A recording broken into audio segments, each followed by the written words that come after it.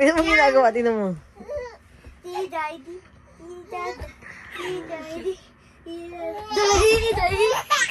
Tapat mo kay Kendall. Ayan, Keng.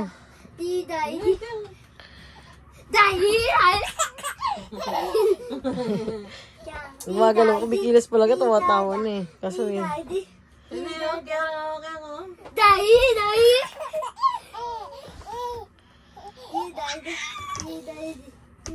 Bumibis ba siya lang? Pangagamit ng computer.